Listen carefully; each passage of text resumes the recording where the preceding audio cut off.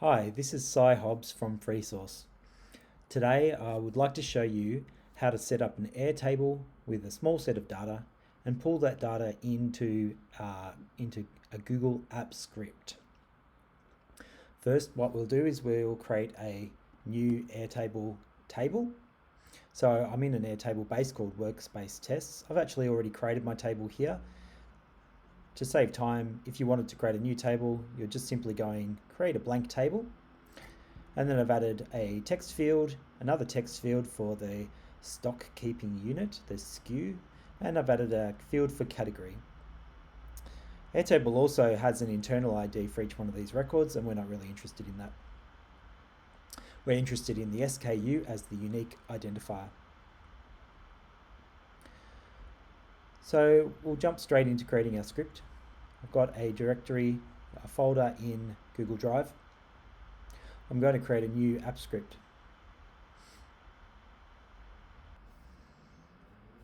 Okay, so our script is going to all reside in this function called doSomeProcess.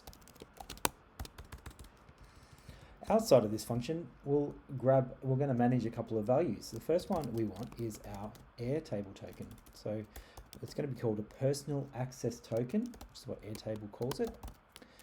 So personal access token Airtable. At the moment, we'll set that to an empty string. Let's also set our endpoint for our Airtable product table. So product endpoint, and we'll make that an empty string as well. Let's fill in these values. So our personal access token for Airtable. When we're in Airtable, if you go into your account and you click Developer Hub,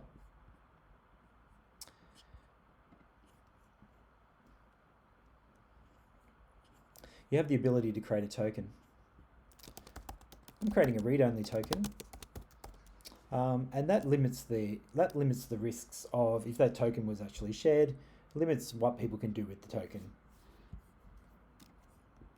Create a scopes are read. So I'm going to allow records to be read. I'm going to allow comments to be read, and I'm going to allow the schema to be read. I should only need this records read. And then I want to add the base, which is my workspace test base. Create the token. Copy that token to the clipboard and select done. So I don't believe this token ID is actually a secret. I've copied the token to the clipboard. If I wanted to recreate this token, I can't actually see this token. So I actually have to create a new token if I was to need it or regenerate the token. At the moment, I have it copied on the clipboard. So I'm pasting this token into my code. This token is a secret. There is some risk doing this. For the simplicity of this exercise, I'm not going to talk about secrets management or any other tricks that you might have. I'm going to paste this in. At the end of this tutorial, I'm going to delete this token. The next value I want is my products endpoint. And so to get the products endpoint, you need to have the Airtable API endpoint. I'm just pasting that. And then we need two things. We need our base and we need our table ID. So let's jump back up into Airtable.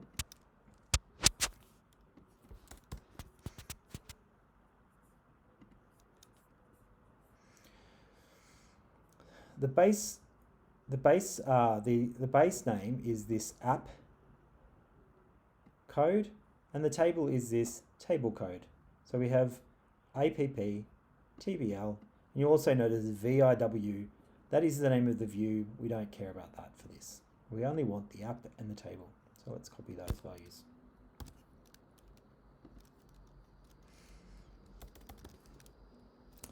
So that's our products endpoint for Airtable.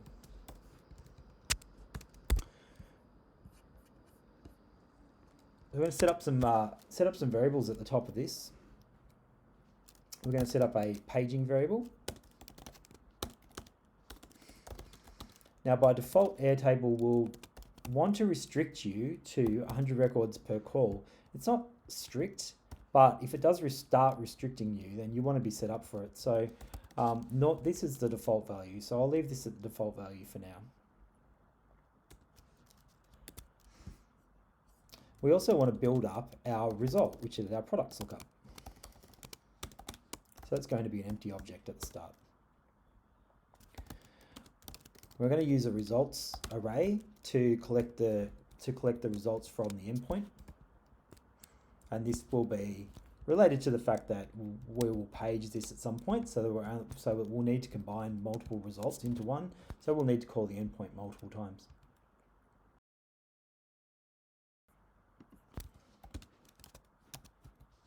We also need this offset value, which is going to be used to help us manage the looping calls back to the API.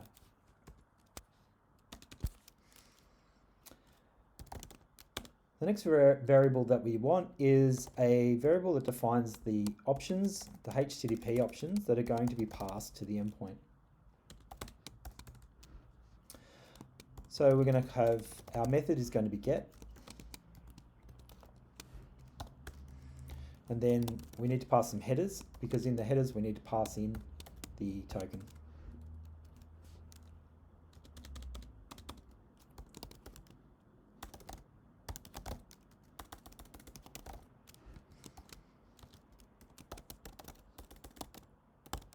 So the bearer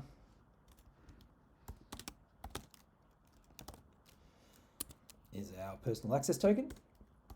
And we also should pass in that we're expecting JSON from the endpoint.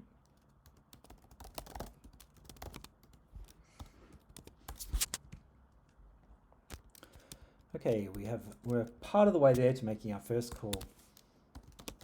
So let's mark that we're doing this. Make the first call.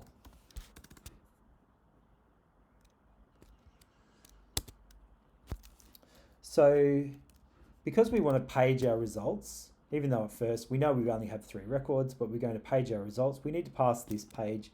We're managing our options, our parameters, very simply here. We could do it in a much more complex way by setting up an array or an object of parameters, but we're just simply going to pass these in, add these to the URL. So let's set up a call URL. And this is going to be a combination of the products endpoint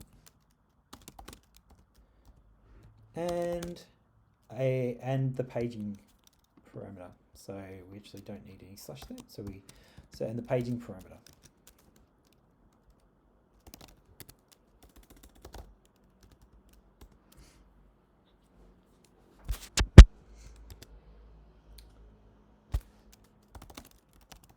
Next, we want to call the endpoint, and we're going to use this class that's available to us called the URL fetch app. So this library, and we'll call the fetch method on this library.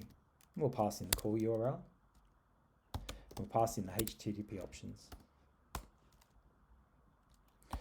Now this will give us a response object, and on that response object, we actually want to grab the text from the response object. And we're going to pass that because that will be text, but we want to parse that into JSON.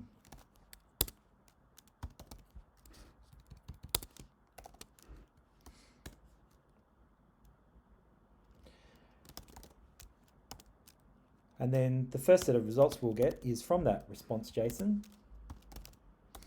We want the records.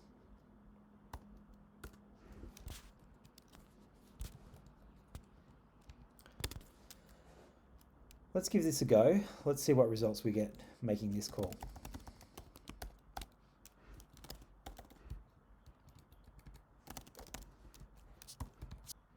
So it wants to ask me for permission.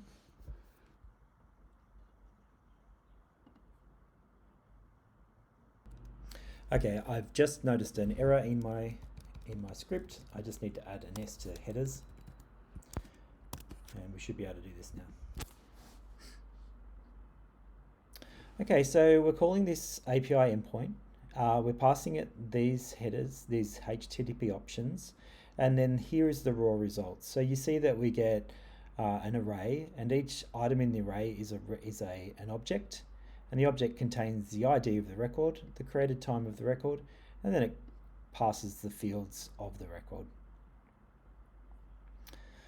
Each of these fields has an underlying ID, but you can see that there's a little risk here. You would want to have whoever's managing your data to be aware that they shouldn't be changing the names of these fields for our script purpose.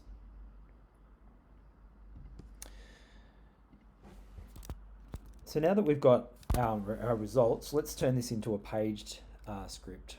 So let's reduce our page size to 2. So we're still going to make the first call in this way, but then what we're going to do is we're going to check and see if there's any more results on this response. So we set this variable called loadMore, and this variable will be true or false depending on whether there is an offset property in the response. And if there is, and while there is, let's call the API again.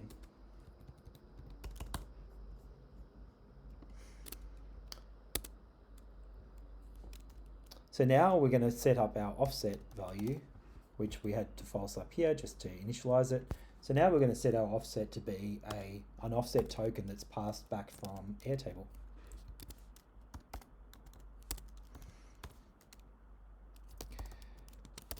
We're going to reconstruct the URL. We're going to do it in the same way that we did it previously.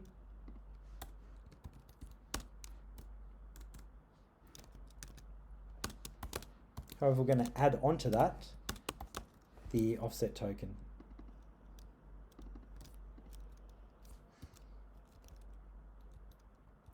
So it will be offset equals.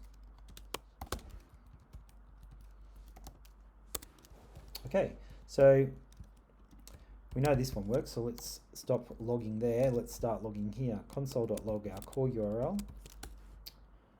See what that looks like. And then we're doing exactly the same thing that we previously did. So let's paste in, let's get our response. We're no longer initializing these variables, so we can remove the let keyword.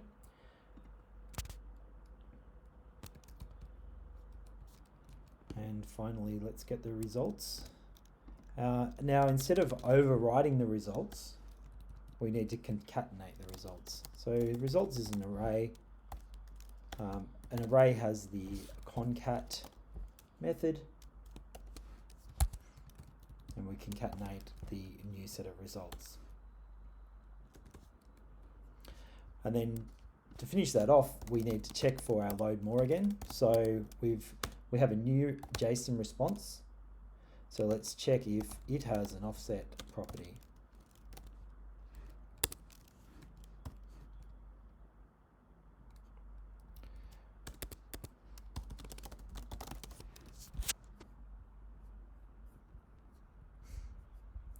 Okay, so that should give us our results. We should have 3 results here, even though we're paging page size is 2.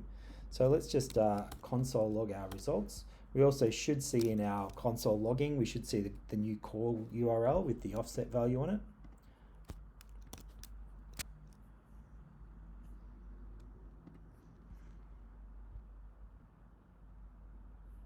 Okay, there's our 3 records. The final thing we want to do with those 3 records is we just want to build up, we want to make a slightly simpler products lookup here. So let's make some space down here at the bottom of our script. Let's loop over each item in the results array.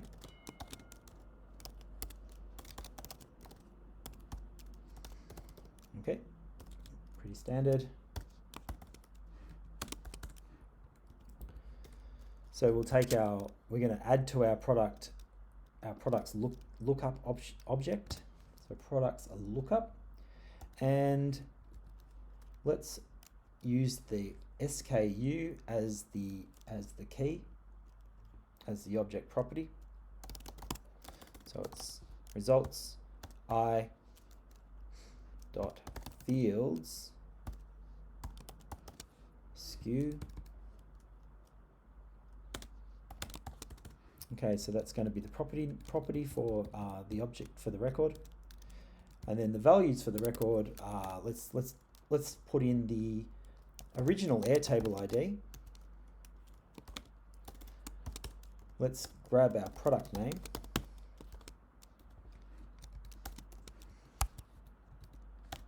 And let's grab a category.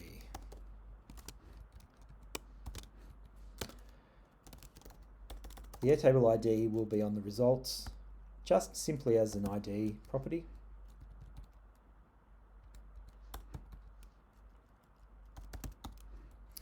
The product name is in the fields property. We're just going to use the same name as the column name, and the category is also in that fields property. So if we're lucky here, we're looping over all of the results, and for each of the results, we're adding a new record into our products lookup. The final thing we should be able to do is to look at our products lookup, access one of those keys, and access one of its properties. I have a bug in my code. I need to add that log method. And I also am going to print out the full products lookup.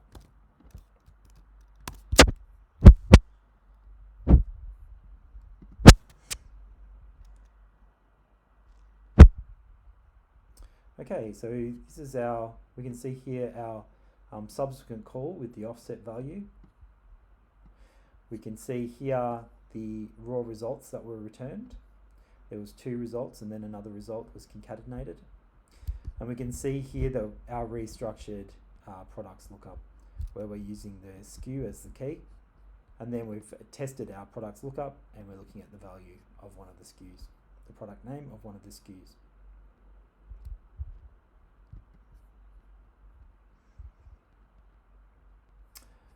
To finish off this tutorial, I just want to discuss about the API limits.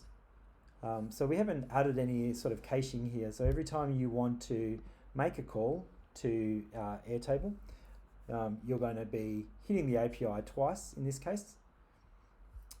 And so you want to be mindful, because while the Google Workspace has a URL fetch limit of 20,000 a day for a free Gmail account,